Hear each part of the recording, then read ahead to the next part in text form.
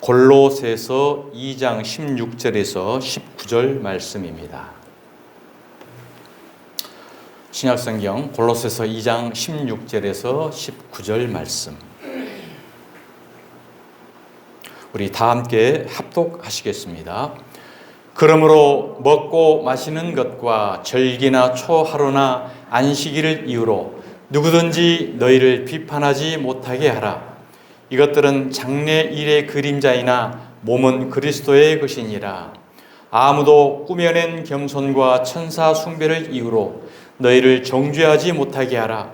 그가 그 본 것에 의지하여 그 육신의 생각을 따라 헛되이 과장하고 머리를 붙들지 아니하는지라. 온 몸이 머리로 말미암아 마디와 힘줄로 공급함을 받고 연합하여 하나님이 자라게 하심으로 자라느니라. 아멘. 반갑습니다. 추석 명절 잘 보내셨죠? 네. 풍성한 결실의 계절인 10월에 이제 첫 주일을 드디어 맞이했습니다. 여러분의 삶 가운데도 믿음 가운데 기쁨과 평강이 충만하여 천국의 알곡으로 결실을 맺는 저와 여러분의 삶 되시기를 주님의 이름으로 축원드립니다. 그리스도와 함께하는 새 사람이라는 제목으로 이 시간 저희들 함께 은혜 나누기 원합니다. 오늘 본문의 골로새서는 AD 62년경에 사도 바울이 로마의 감옥에 갇혀 있으면서 골로새 교회에게 쓴 편지입니다. 그래서 옥중서신이라고 부르죠. 당시 골로새 교회에 침투했던 거짓 가르침, 거짓 교사, 이단들, 그 위험성을 다루고 있는 내용인 것입니다. 거짓 교사들이 유대교, 또 율법주의, 신비주의, 철학 등을 혼합해서 골로새 교인들에게 공허하고 기만적인 세속에 사로잡히게 했던 것을 그러한 것들을 경고하기 위한 말씀인 것입니다. 또한 오늘 이 시대에 저와 여러분 우리에게 주시는 말씀이기도 합니다. 그래서 오늘 본문의 16절에 보면 그러므로라고 시작을 하죠. 그러므로라는 의미는 앞의 내용과 뒤의 내용의 그 이유나 원인, 근거가 될 때 이것을 연결해 주는 접속 부사로 사용하는 내용인 것입니다. 그래서 오늘 본문의 내용을 이해하기 위해서는 앞의 내용인 골로새서 2장 8절에서 15절까지의 내용을 우리가 한번 더듬어 보고 그러므로라는 오늘 본문 내용이 포함이 되는 거죠. 그래서 골로새서 2장 8절을 우리 함께 보시겠습니다. 누가 철학과 헛된 속임수로 너희를 사로잡을까 주의해라. 이것은 사람의 전통과 세상의 초등학문을 따름이요 그리스도를 따름이 아니니라라고 말합니다. 자, 오늘 골로새서 2장 8절에 보면 그 육하 원칙에 의한 근거가 정확하게 나와 있습니다. 누가라는 것은 거짓 사도들, 거짓 교사들, 오늘로 말하면 거짓 목사들로 표현될 수가 있습니다. 어디서요? 교회 안입니다. 당시 골로새 교회 안에 무엇을 철학과 헛된 속임수로 어떻게 너희를 사로잡을까 주의해라. 왜? 그것은 그리스도를 따름이 아니기 때문이다. 그렇습니다. 이와 같이 우리는 그리스도를 따름이 아니라는 사실이 얼마나 중요한 사실이라는 것을 다시 한번 우리는 마지막 때에 분별을 잘 해야 된다는 것입니다. 자, 죄라는 것이 무엇입니까? 죄라는 것이 이제 히브리어로 하마르티아라고 하는 건데 관역을 벗어나다, 길을 벗어나다, 경로를 이탈하다라는 의미인 거거든요. 그러니까 그리스도를 따름이 아니게 하는 것이 바로 죄의 길을 가는 거라는 거죠. 죄의 길. 우리가 인간의 육체의 행위적인 것들을 죄라고 하는 게 아니고 하나님의 길을 바르게 따라가고 있느냐, 하나님의 길을 벗어난 다른 길을 가고 있느냐, 이것이 죄의 근본입니다. 그래서 우리가 육체의 행위, 육체의 선한 행위를 아무리 많이 한다 한들 그리스도를 따르는 길이 아닌 곳에서 그러한 것이 있다고 한다면 그러한 것들은 모든 게 죄가 되는 거예요, 성경적으로. 자, 그래서 예수님께서는 특별히 오늘 말씀을 통해서 이야기하는 거죠. 내가 곧 길이요 진리요 생명이라고 예수님께서는 말씀하신 것입니다. 사람의 전통과 세상의 초등학문은 그리스도의 따름을 아니라고 분명히 성경은 말씀하고 있습니다. 하나님의 계명을 사람의 계명으로 바꾼 예배인 거예요. 그래서 윤리, 교훈, 도덕, 지식, 인문학, 철학, 표적, 신비, 정치 이런 것들은 그리스도를 따름이 아니다.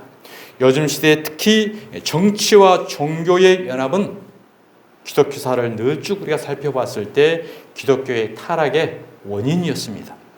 서로 원수가 되었다가도 자신들의 의를 이루기 위한 목적이 같으면 그들은 상대를 가리지 않고 손을 잡아서 자신의 인간의 의를 이루어 가지요. 자, 그래서 누가복음 23장 12절 한번 보시면은 헤롯과 빌라도가 그들은 평소에 원수지간이었어요. 늘 경쟁, 라이벌 관계였고 그랬는데 쟤네는 원수였으나 당일에 예수를 정죄해서 십자가 죽이는 일에는 서로 친구가 되니라. 바로 이들이 정치와 종교의 결합의 표본이라고 볼 수가 있습니다. 신앙은 하나님의 의를 실행하는 곳입니다. 인간의 의를 실행하는 곳은 바로 정치요 종교 행위라고 할 수가 있죠. 자, 하나님께서는 모세를 온유한 자라고 하셨어요. 온유한 자다. 지면에서 모세보다 더 온유한 자가 없다라고 말씀하셨습니다. 민수기서 12장 3절을 한번 보시겠습니다. 이 사람 모세는 온유함이 지면의 모든 사람보다 더하더라. 자, 모세가 성격이 유해서 온유하다고 했을까요? 아니죠. 그는 성격이 굉장히 급했던 사람입니다. 하나님의 무리바에서 물이 없다고 아우성을 칠 때 바위를 한 번 치라고 했는데 성질이 급해서 화를 내면서 바위를 2번 치죠. 그 일 때문에 너는 요단강을 건너지 못한다라고 이제 책망을 받기도 합니다. 그리고 그는 살인자입니다. 살인자. 성격이 급해서 자기 민족을 핍박을 하는 애굽의 사람을 죽이죠. 성격도 급하고 살인자였고 인간적으로 보면은 윤리나 교훈적으로나 성격적으로 온유한 자라고 볼 수 없는데 하나님은 온유한 자라고 했다는 거죠. 자, 그러면 성경적으로 하나님이 온유한 자라고 하는 그 뜻은 무엇일까요? 바로 예수님께서 이와 같이 말씀을 하십니다. 마태복음 11장 29절 나는 마음이 온유하고 겸손하니, 즉 예수님께서 온유하고 겸손한 분이셔요. 무엇 때문에 예수님이 온순하고 겸손하신 건가? 그것은 나의 멍에를 맸기 때문이라는 거예요. 나의 멍에를 메고 너희들도 나에게 배워. 그러면 이것이 바로 온유하고 겸손한 거야 라는 것을 예수님이 말씀하고 있는 것입니다. 그리하면 너희 마음이 쉼을 얻을 것이다. 곧 온유하고 겸손이라는 것은 하나님 자신을 시행하기 편한 자를 온유한 자고 겸손한 자라고 말씀하시는 것입니다. 곧 인간의 자기 의의가 없는 자를 말씀하시는 거예요. 자기 의의가 가득한 자를 성경은 악한 자라고 이야기를 합니다. 그래서 서기관과 바리새인들 그들은 율법을 지켜서 자기를 의롭다 하는 자들인데 이들을 예수님은 악이라고 하셨던 거예요. 즉 말씀이 내 안에서 실행될 수 있는 자, 하나님의 의가 그 안에서 살아서 역사하실 수 있는 자, 하나님은 그러한 자를 온유하고 겸손한 자라고 하시며 또한 그리스도와 함께하는 새 사람이라고 이런 줄 믿으시길 바랍니다. 그래서 우리의 인간의 의를 다 내려놓는 거예요. 성령님이 우리 안에 충만하게 하사 성령을 통해서 깨닫게 하시고 감동되게 하시고 역사하게 하시고 그 이루심을 이룰 수 있도록 편안하게 모든 것을 내어주는 것, 이것을 하나님은 온유한 자라고 하시는 거예요. 그래서 당시에 430년 동안 종살이하고 있던 애굽의 이스라엘 백성을 바로 왕 앞에 가서 담대하게 내놓으라고 말할 수 있는 사람이 누가 있었겠어요? 없었다는 거죠. 그래서 이 세상에는 그런 자가 없었어. 그런데 모세만이 나의 말을 순종해서 그 일을 실행을 했던 자야. 그래서 이 지면에 모세보다 더 온유한 자가 없어. 모세처럼 내 말을 순종해서 실행한 자가 없어. 그것을 말씀을 하고 있는 것입니다. 그래서 우리 인간적인 온유와 겸손이 아닌 성경적 온유는 모든 것이 하나님의 의를 이루기 위한, 하나님의 역사를 이루기 위한 곳에 모든 것이 우리는 중점이 되어 있다라는 것이죠.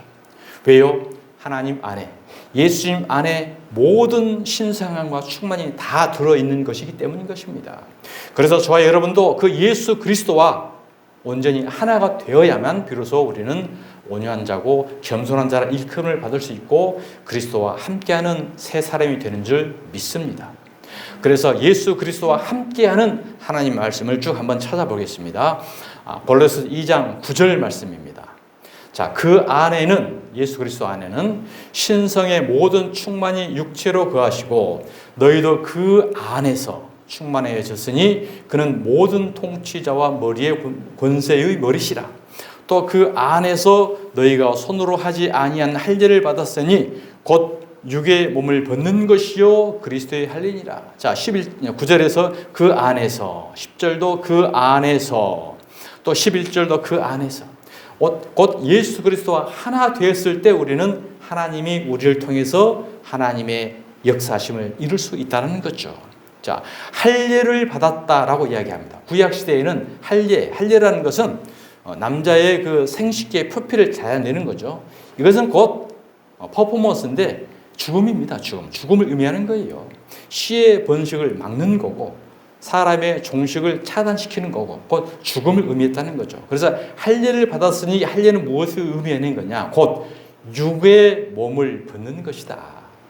애굽에 430년 동안 종살이 하면서 죄악된 세속된 이 모든 것을 완전히 벗는 것이 바로 할례인 거고 신약에 와서는 그것을 세례라고 이야기를 하는 것입니다. 그래서 육체의 몸을 벗는 할례를 받아야 그래야 우리는 예수 그리스도와 하나가 된다라는 것을 말씀하고 있습니다. 자, 로마서 6장 4절을 한번 보시겠습니다. 그러므로 우리가 그의 죽으심과 합하여 세례를 받음으로 그와 함께 장사되었으니 이스라엘 백성들이 출애굽을 할 때 홍해를 건넙니다. 그때 홍해를 들어가는 것이 물속에 들어가 세례로 죽는 거고 반대편 광야에 나오는 것이 세례를 받고 나오는 거죠. 그래서 그것을 홍해 사건을 세례라고 이야기를 합니다. 이는 아버지의 영광으로 말미암아 그리스도를 죽은 자 가운데서 살리심과 같이 우리로 또한 새 생명 가운데서 행하게 하려 함이라. 그렇습니다. 바로 애굽에 살아왔던 모든 죄악된 육체를 완전히 죽여버리고 예수 그리스도와 함께 새롭게 다시 태어난 거듭난 백성, 이것이 바로 새로운 하나님의 사람으로 거듭난 인생인데 그리스도와 함께하는 새 사람이라는 것입니다. 자, 세례는 홍해 사건이었고 이것은 바로 십자가 사건을 또 의미하는 것입니다.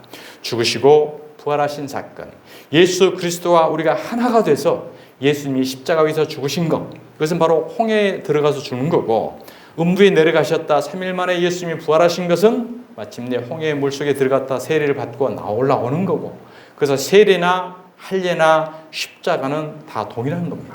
같은 맥락을 의미하는 거예요.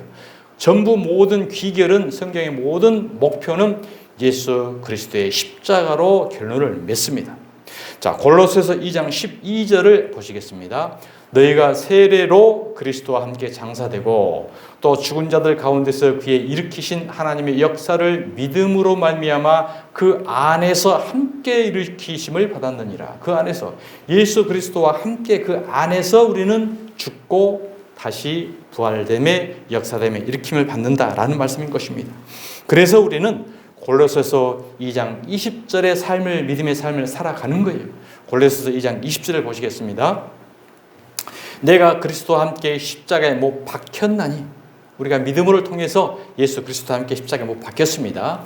그런즉 이제는 내가 사는 것이 아니요 오직 내 안에 그리스도께서 사시는 것이라. 아멘. 이것이 우리가 온유와 겸손의 모습인 거예요. 왜? 나의 의는 이제 죽었죠. 그리고 예수 그리스도께서 이제 내 안에 사시는 거죠. 예수님께서 우리 안에 임재하시면서 생각으로 행동으로 모든 삶을 하나님의 역사하심을 이루어 가시는 거예요. 오직 내 안에 그리스도께서 사시는 것이라. 이제 내가 육체 가운데 사는 것은 나를 사랑하사 나를 위하여 자기 자신을 버리신 하나님의 아들을 믿는 믿음 안에서 사는 것이다. 믿음 안에서 사는 것, 다른 말로 예수 안에서 사는 것이라. 그렇습니다. 이제는 우리가 이러한 믿음의 삶을 살아가야 된다는 거죠. 이러한 믿음의 삶을 살아가는 사람들은 자신의 의를 내려놓는 자입니다. 자신의 의를 주장하지 않게 된다는 거죠. 자, 그래서 골로새서 2장 13절입니다.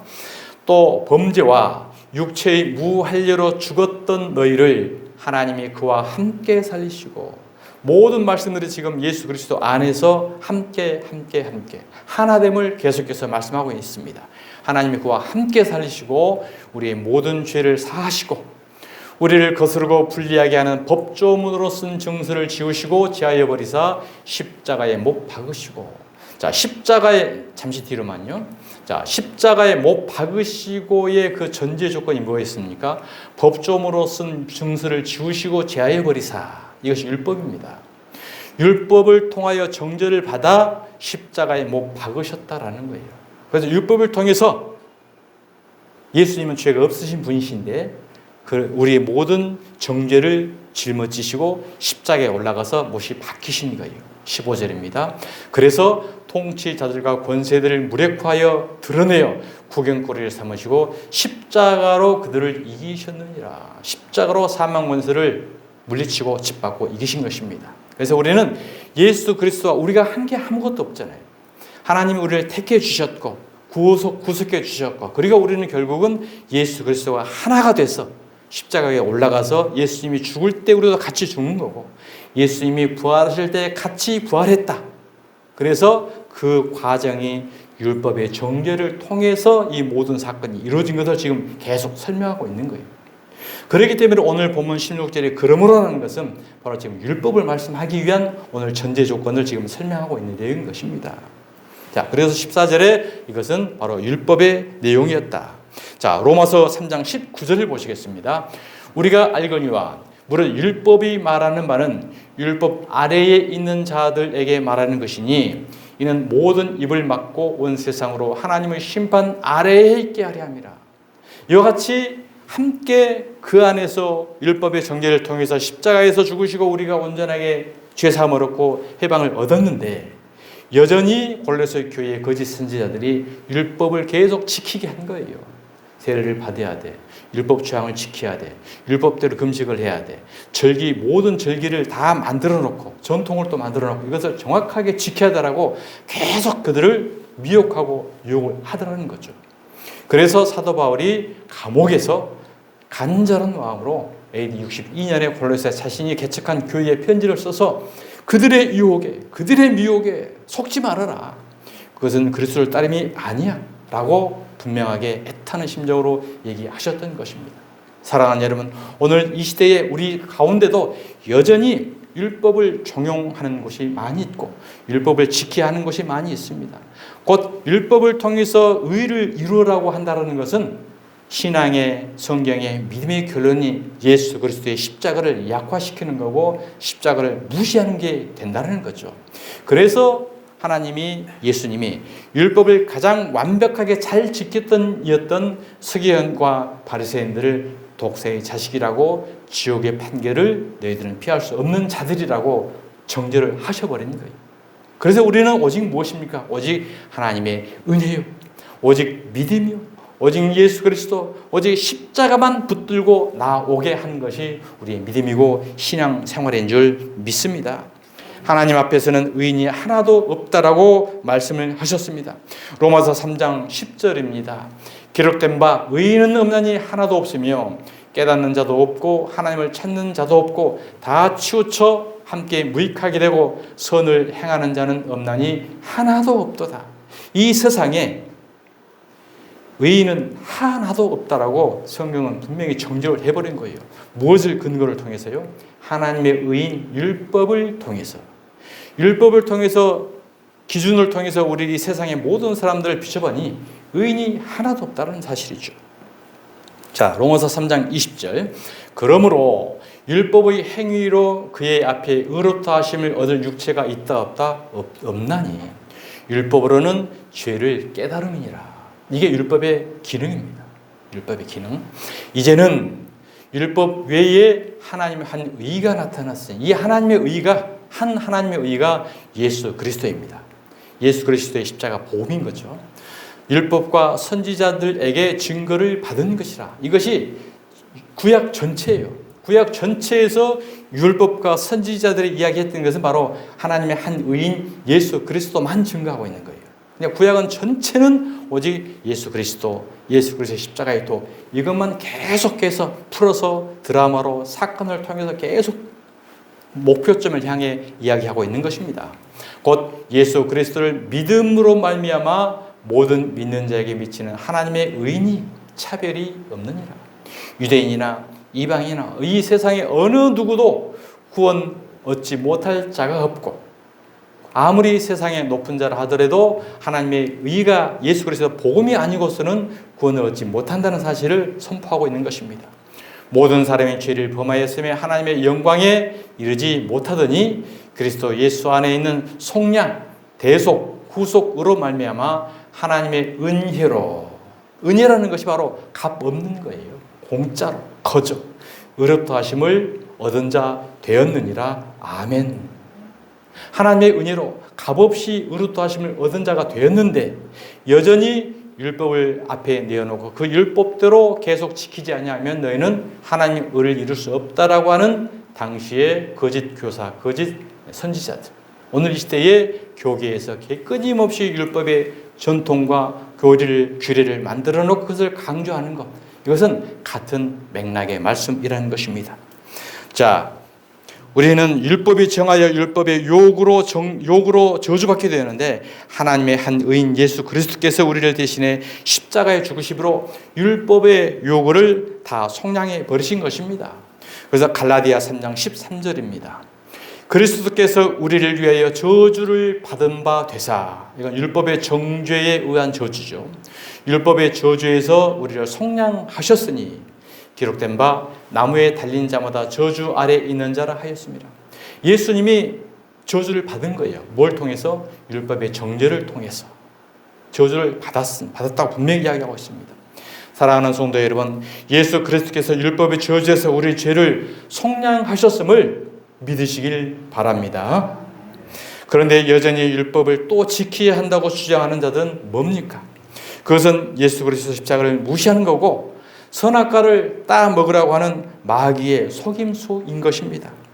율법을 지켜서 의롭다 하려 하는 자는 그리스도의 은혜에서 떨어진 자라고 성경은 분명히 말씀하고 있어요. 갈라디아서 5장 4절입니다. 율법 안에서 의롭다함을 얻으려 하는 너희는 그리스도에게서 끊어지고 은혜에서 떨어진 자로다. 그렇죠. 자, 야고보서 2장 10절 다시 한번 봅니다. 누구든지 온 율법을 지키다가 그 하나를 범하면 모두 범한 자가 되나니. 이 말씀은 무슨 말씀입니까? 율법을 지키려면 완벽하게 100% 지켜야 돼. 이걸 이야기하는 거예요. 그 중에 하나만 율법을 범해도 너희는 율법을 다 범한 자로 간주할 거야. 이것이 하나님의 말씀인 거죠. 그런데 오늘 이 시대에도 율법주의자들이 끊임없이 하나님의 말씀이기 때문에 지켜야 한다라고 주장하는 그들의 주장은 어디를 들고 나오냐면 마태복음 5장 17절을 20절 말씀을 들고 나옵니다. 한번 보시겠습니다. 내가 율법이나 선지자를 폐하러 온 줄로 생각하지 말라. 폐하러 온 것이 아니라 완전하게 하려 함이라. 자, 이 말씀 문자적으로만 보면 율법은 하나도 피할 수 없고 완전한 거기 때문에 우리도 완전하게 다 지켜야 되로 이해할 수가 있죠. 자, 18절. 진실로 너희에게 이르노니 천지가 없어지기 전에는 율법의 1.1획도 결코 없어지지 아니하고 다 이루리라. 자, 봐라. 율법을 폐하지도 않고 완전하게 이루고 1.1획도 완전하게 하였기 때문에 우리는 최대한도로 율법을 완전하게 지켜야 되는 거 아니냐라고 이야기를 할 수 있다는 거죠. 그것은 바로 문자적인 거고 그냥 글자적 그대로 보고 있는 거예요. 자, 그러므로 누구든지 이 계명 중에 지극히 작은 것 하나라도 버리고 또 그같이 사람을 가르치는 자는 천국에서 지극히 작다 일컬음을 받은 것이요. 봐라, 율법을 지극히 작은 것도 버리지 말고 전부 다 우리는 지켜야 된다라고 예수님이 말씀하지 않느냐. 이와 같이 말씀을 이해하고 있는 거죠. 누구든지 이를 행하며 가르치는 자는 다 행하라고 했지 않느냐. 천국에서 크다 일컬음을 받음이라. 이와 같이 말씀을 합니다. 자, 이것 때문에 율법을 끊임없이 1.1획도 폐한 것이 였기 때문에 지켜야 된다고 끊임없이 이야기합니다. 자, 그러면 이 해석을 우리는 달리 어떻게 해석할 수 있는 건가? 율법의 1.1획도 빠짐없이 완벽하게 율법을 통해서 검증해서 죄인으로 정죄하겠다라는 말씀인 거예요. 누구든지 이를 행하여 가르치는 자, 이 행함은 바로 우리들의 율법을 지키는 착한 행실의 행함이 아니고 하나님의 행하심인 것입니다. 하나님의 행하심. 자, 그럼 하나님의 행하심은 또 어떤 행하심인가? 하나님이 육체를 입으시고 이 땅에 오시면서 예수라는 이름으로 오십니다. 자기 백성을 저희 죄에서 구원할 자, 본인이 우리를 구원하시려고 이 땅에 내려오신 행함을 하고 있는 거예요. 그리고 우리 모든 죄를 자신이 걸머지시고 십자가 위에서 죽으십니다. 이 십자가 위에서 예수님이 죽으신 이것이 바로 하나님의 행하심이고 예수님이 행하심인 거예요. 이 예수님의 행하심, 십자가 사건의 행하심이 없는 믿음은 죽은 믿음이라는 거예요. 우리가 뭘 인간의 행동으로 지킨 것으로, 율법을 지킴으로 얼마나 그 의로운 행함을 할 수 있겠습니까? 바로 이것은 인간적인 걸로 생각을 하기 때문에 우리가 열심히 지켜야 한다고 생각되지만 우리는 의인이 하나도 없고 아무것도 할 수 없는 죄인잖아요. 바로 이 행함은 하나님의 행하심, 예수님의 행하심인 줄 믿으시기 바랍니다. 야고보서 2장 17절 말씀입니다. 이와 같이 행함이 없는 믿음은 그 자체가 죽은 것이라. 그러니까 이 행함이 없는 믿음이기 때문에 너희들은 열심히 착한 일을 해야 돼. 남을 도와야 돼. 선한 일을 해야 되라고 인간의 행함으로 우리는 지금 알고 있어요. 이 행함은 인간의 행함이 아닌 하나님의 행하심인 줄 믿으시기 바랍니다. 예수 그리스도의 십자가에서 행하심, 이 복음, 이 그리스도의 행함이 없는 믿음은 그 자체가 죽은 것이다.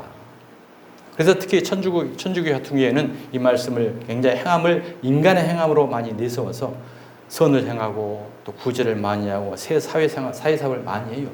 이단들도 이걸 굉장히 많이 합니다.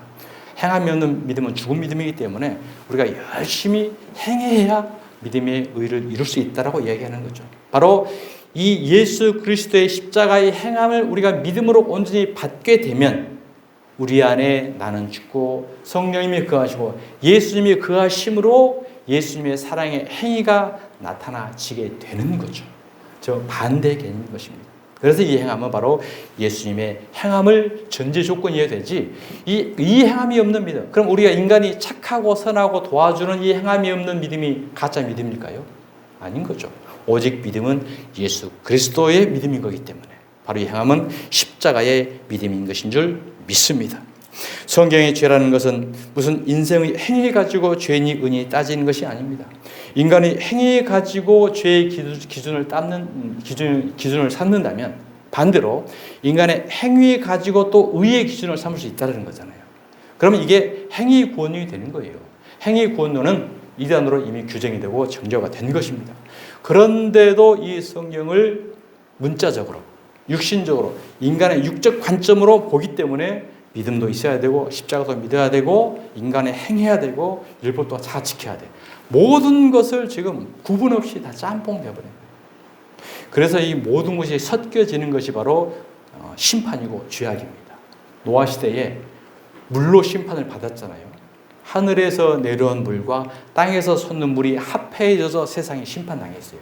하늘에서 내려온 물은 예수 그리스도의 복음, 땅에서 올라오는 물은 바로 인간의 행함, 율법. 이게 분리가 되지 않고 섞여버리면 그게 바로 심판이고 재앙이었던 겁니다. 그래서 내가 거룩하니 너희도 거룩하라 라는 것은 우리가 깨끗하게 인간의 행동적으로 거룩하라고 하는 게 아니고 거룩은 분리를 의미합니다. 예수 그리스도와 세속의 인간의 이러한 것들과의 정확한 분리가 바로 우리는 거룩이다. 이것을 말씀하시는 거예요. 그래서 말씀의 분별, 말씀에 정확하게 이해하고 깨닫는 것, 이것이 바로 우리는 거룩인 줄 믿습니다.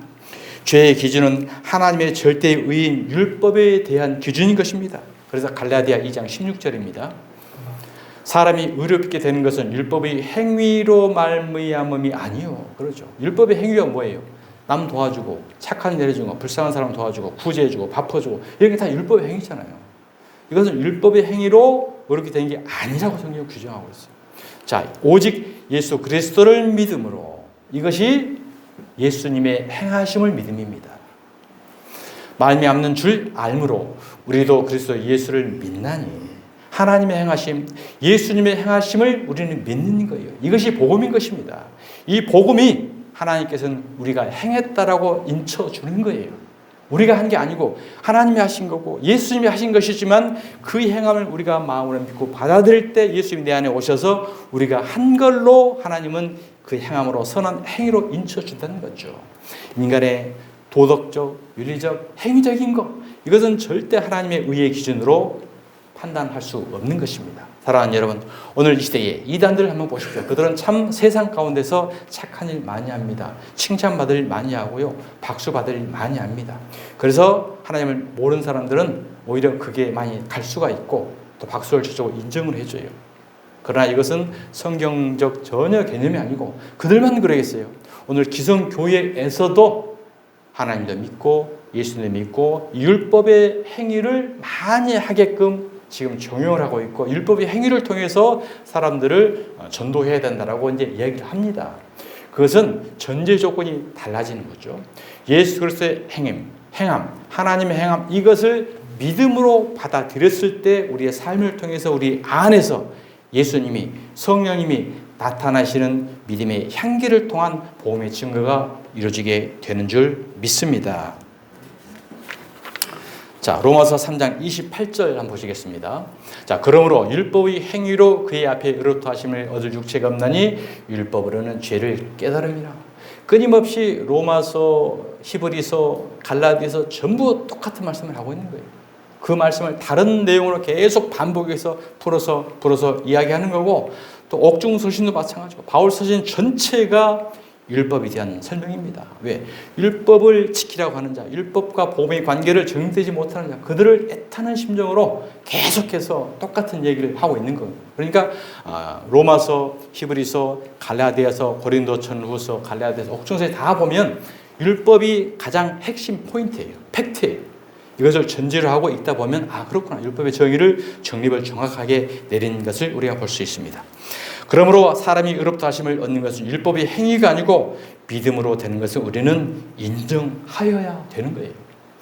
하나님의 의인 율법에 충족될 이 세상에 그 무엇도 없는 거거든요. 그래서 오직 생명의 성령의 법인 십자가 복음으로만 하나님의 기준인 율법에 의해 충족되어 죄에서 해방을 얻게 되는 것입니다. 그 율법이 기준에 비춰 죄로 드러나 정죄를 받아야 십자가에서 죽으심으로 율법의 정죄를 충족해서 속죄에 이르게 되는 것입니다. 자, 로마서 5장 20절 다시 한번 봅니다. 율법이 들어온 것은 범죄를 더하게 하려 함이라. 이게 무슨 말씀일까요? 율법이 들어와서 범죄를 더하게 만든다? 죄를 더하게 만든다? 나쁜 건가? 그 말씀이 아니고 더하게라는 것은 다른 말로 드러나게 하려 함이라. 드러나게. 율법이 우리에게 적용된 것은 우리에게 있는 범죄를 드러나게 하려 함이라. 그러나 죄가 드러난 곳에, 더한 곳에 예수 그리스도의 십자가 복음의 은혜가 더욱 넘친다. 율법을 통해서 정죄를 받아서 죄가 드러나서 정죄를 받아야 예수 그리스도의 십자가를 통해서 속죄의 은혜를 넘치게 받게 된다는 거예요. 율법의 기능을 정확하게 이 한마디에서 설명을 하고 있는 것입니다. 자, 율법은 정죄와 속죄의 기능이고 이 정죄와 속죄의 기능은 어디에서 이루어지냐? 예수님의 육체를 통해서 이루는 거예요. 예수님의 육체의 정죄를 이루고 예수님의 육체가 속죄를 이뤄요. 곧 다른 말로 결국 예수님이 율법인 거예요. 율법은 하나님의 의이고 하나님의 의가 정죄와 속죄의 기능이 있는 거고 정죄와 속죄의 기능은 나아가 예수님이 육체에 적용이 되는 거고 예수 그리스도의 십자가 위에서 율법의 정죄와 속죄의 기능이 다 완전하는 거예요. 그래서 율법이 피하는 것이 아니라 완전하게 이루는 것이 십자가 위에서 예수님이 이룬다는 말씀인 거거든요. 그래서 결국은 귀결은 예수 그리스도인 것입니다. 십자가로 완성이 되는 것입니다. 이것이 바로 성경이 말하는 야고보에서 말하는 행함인 거고 이 행함이 믿음으로 받아들여야 온전한 믿음이 된다. 이것을 목표로 하고 있는 것입니다. 자, 히브리서 10장 31절 보시겠습니다. 살아계신 하나님의 손에 빠져 들어가는 것이 무서울진저. 이게 무슨 말씀일까요? 율법의 정죄를 받고 율법의 속죄를 받지 아니하면 무서운 하나님의 손을 통해서 심판받는다는 거예요. 반드시 우리는 율법이라는 리트머스의 과정을 통과를 해야 돼요. 우리는 마귀를 통해서 마귀의 손에서 구원받는 게 아닙니다. 사단 마귀는 피조물이에요. 사단 마귀들도 전부 하나님의 허용하시는 범위 안에서만 그들 역사합니다. 하나님의 권세 이하에서. 그래서 우리는 율법에서 구원받는 거예요. 그리고 하나님의 손에서 구원받는 거죠. 이 하나님의 무서운 손, 율법의 엄한 기준. 그래서 우리는 율법의 정죄와 속죄의 기능 이것을 빼버리면 껍데기예요. 그리스도를 따름이 아닙니다. 그것은 바로 예수 그리스도의 육체인 거고 십자가에서 이루죠. 세례 요한이 와서 요단강에서 예수님께 안수를 하죠. 안수를 하는 것은 세례 요한은 제사장입니다. 제사장이 구약시대에 제물의 안수를 하죠. 구약 제사 때. 그러면 백성들의 죄를 그 짐승에게 전가를 하는 거거든요. 나의 죄를 짐승에게 뒤집어 씌우는 거거든요. 그러면 그 짐승을 죽여서 피를 받아서 법궤 위에 뿌림으로 인하여 우리 죄가 사해지는 것은 구약시대의 제사법이었습니다. 그 제사장인 세례 요한이 구약시대의 짐승이었던 예수님의 머리에 안수를 해서 우리의 모든 죄를 거기다 뒤집어 씌우는 거예요. 그리고 그 짐승을 죽이는 것처럼 예수님을 십자가 위에서 죽여서 단번 속죄 제물로 우리의 모든 죄를 사해 준 거예요. 그래서 세례 요한이 예수님께 정죄의 안수를 한 거고 예수님 십자가 위에서 속죄의 제물로 돌아가신 거죠. 이것이 바로 예수 그리스도의 십자가의 복음의 완결이에요. 완결. 이 명확한 정죄와 속죄와 예수 그리스도의 육체와 십자가의 사건, 이것이 분명하게 우리 마음가운데 있지 아니하면 그리스도를 따름이 아닌 엉뚱한 율법, 계명이라는 것들을 계속 적용하는데 끌려다니는다는 사실이죠. 그래서 오늘 이 시대에 저와 여러분에게 사도 바울을 통해서 성령님이 우리에게 하시는 말씀인 줄 믿습니다. 로마서 8장 1절입니다. 그러므로 이제 그리스도 예수 안에 있는 자에게는 결코 정죄함이 없나니 이는 그리스도 예수 안에 있는 생명의 성령의 법이 죄와 사망의 법에서 너를 해방하였습니다. 그렇습니다. 생명의 성령의 법, 죄와 사망의 법 많이 들어보셨는데 명확하게 헷갈려요. 도대체 무슨 말인지. 자, 죄와 사망의 법이라는 것은 율법을 통해서 정죄를 받아서 사망에 이르게 하는 정죄의 법. 생명의 성령의 법은 무엇입니까? 바로 예수 그리스도를 통해서 속죄를 받아 죽을 영혼이 생명을 얻고 성령으로 우리가 새롭게 거듭나는 법. 그러니까 생명의 성령의 법은 생명과고 죄와 사망의 법은 선악과입니다.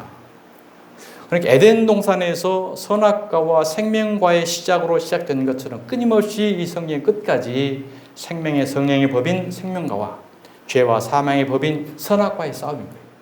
그래서 율법을 계속 지켜서 의롭다라고 적용하는 자들은 여전히 에덴 동산에서 선악과를 따먹고 너희 스스로 선악을 분별하라고 했던 그것을 계속해서 우리에게 지금 적용하고 있는 거예요.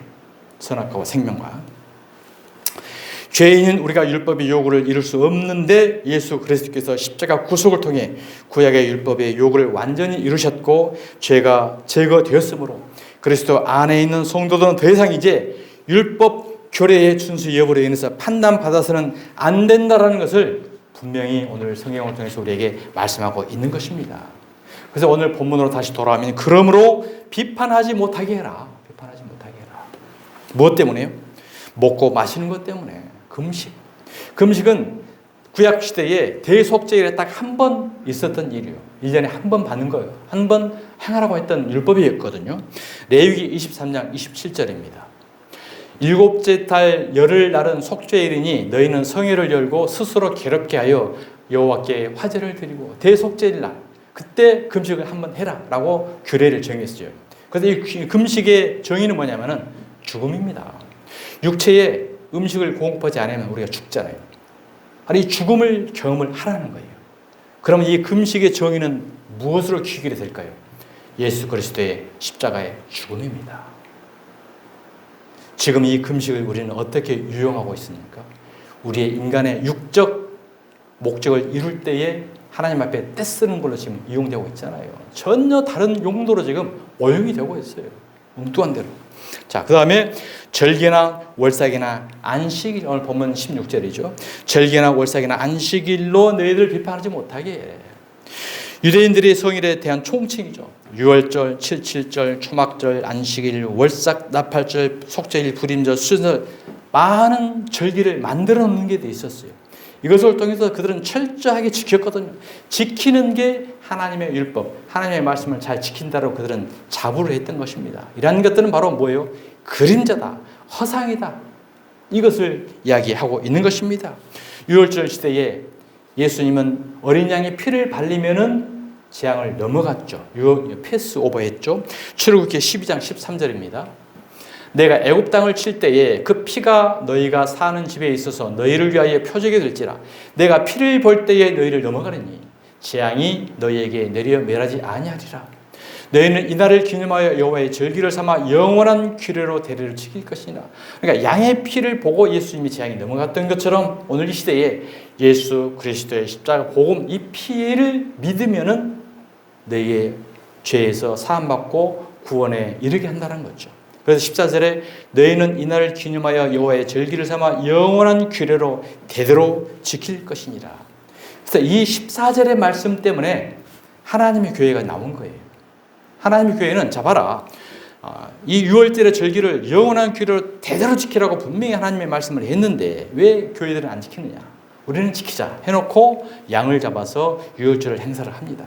그들은 가장 큰 행사를 하고 있는 거거든요. 자, 그러면 6월절 행사를 이대로 너희들이 지킨다고 한다면 1.1획도 빠짐없이 완벽하게 지켜야 돼. 다른 것들은 다 지키지 않고 이거 하나만 지키면서 우리는 특별한 존재라고 부각을 해요.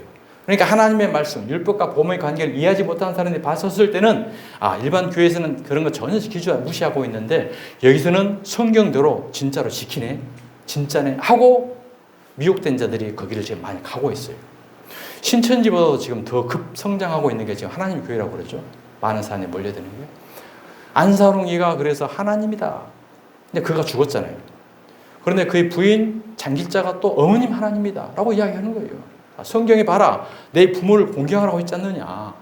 부모, 아버지 하나님도 있고 어머니 하나님도 있지 않느냐. 또 이렇게 이제 해석을 해가지고 자기들 편리주의를 가는 거예요. 그러니까 성경을 근거로 하긴 하는데 전부 인간적으로, 육체적으로 자신의 편리주의로 미혹을 해서 그리스도를 따름이 아닌 다른 길을 가게끔 계속 미혹하고 있는 거예요.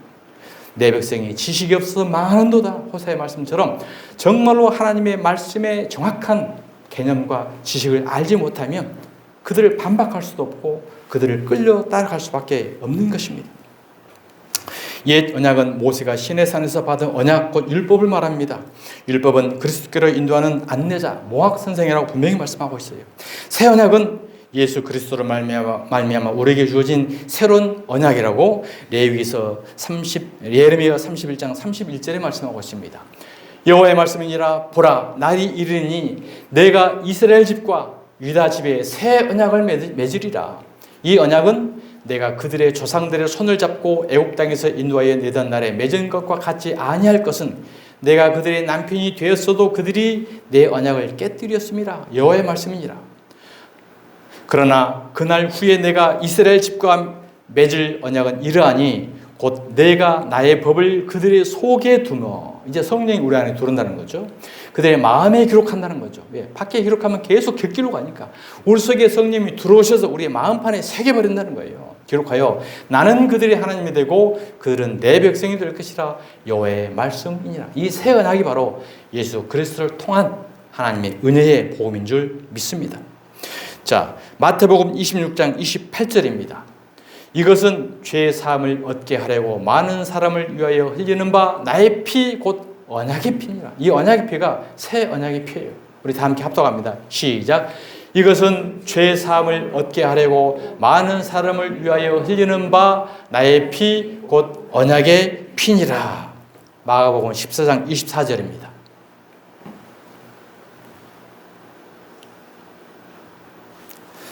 시작. 이르시되 이것은 많은 사람을 위하여 흘리는 나의 피 곧 언약의 피니라. 자, 히브리서 9장 12절. 염소와 송아지의 피로 하지 아니하고, 이것은 구약의 제사죠. 오직 자기의 피로, 예수님의 피죠. 영원한 속죄를 이루사 단번에 성소에 들어가셨느니라. 이게 단번 속죄예요.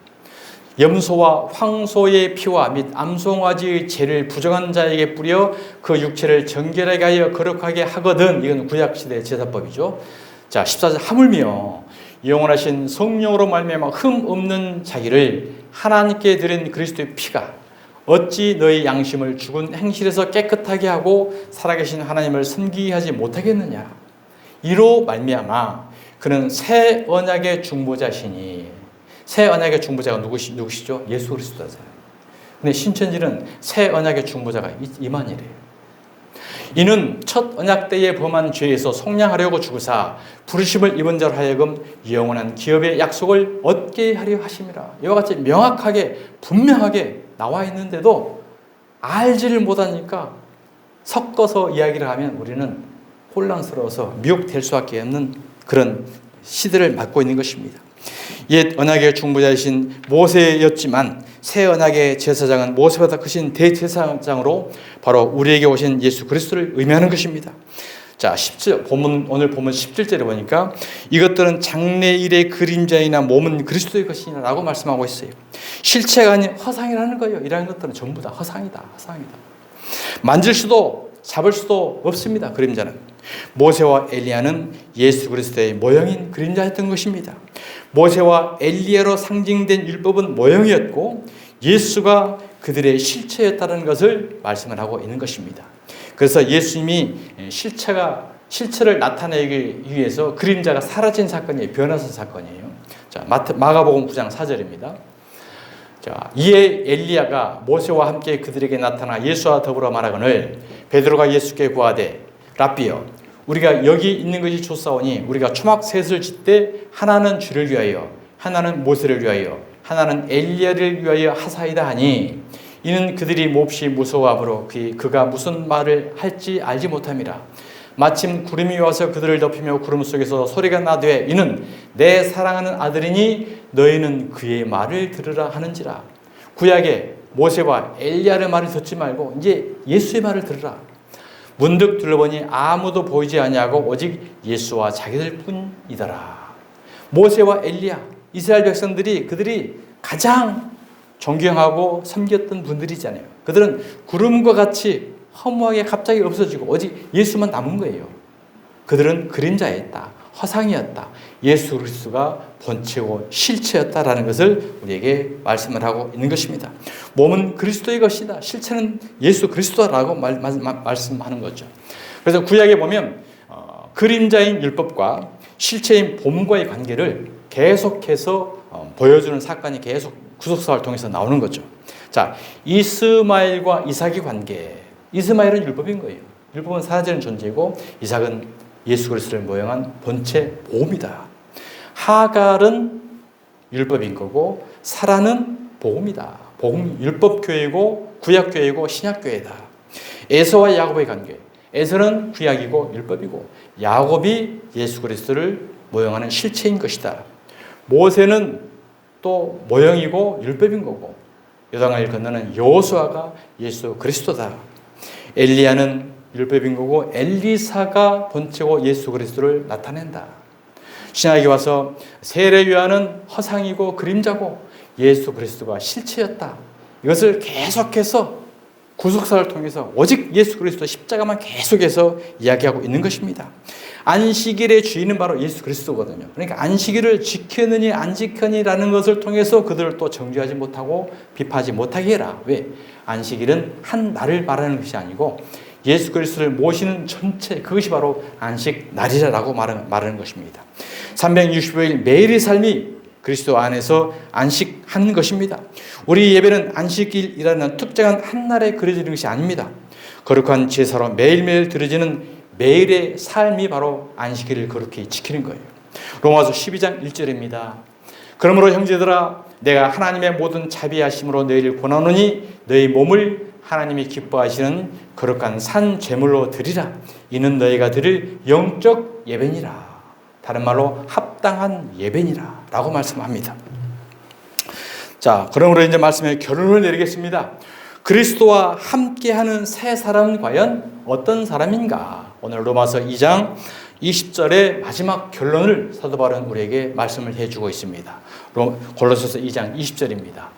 너희가 세상의 초동 학문에서 그리스도와 함께 죽었거든 어찌하여 세상에 사는 것과 같이 규례에 율법의 전통에 순종하느냐? 곧 붙잡지도 말고 맛보지도 말고 만지지도 말라 하는 것이니 이 모든 것은 한때 쓰이고는 없어지리라. 허상, 그림자였다는 거죠. 사람의 계명과 가르침을 따르느냐?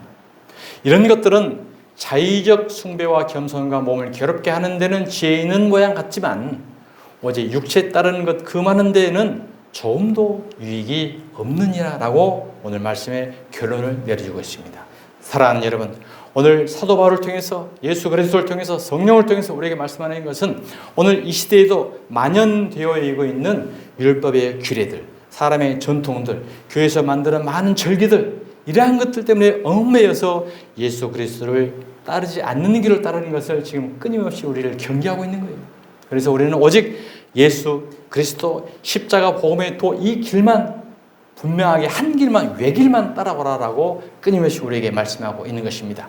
사랑하는 여러분, 지난날 우리의 모든 삶 가운데 만연되어 있는 것들 이제는 다 벗어버리고 털어버리고 따르는 것을 없애버리고 오직 예수 그리스도 십자가의 도 이 복음의 진리 한 길만 두벅두벅 한 걸음 한 걸음 나아감으로 그리스도와 함께하는 새 사람으로 거듭날 수 있는 저와 여러분 되시기를 주님의 이름으로 축원드립니다.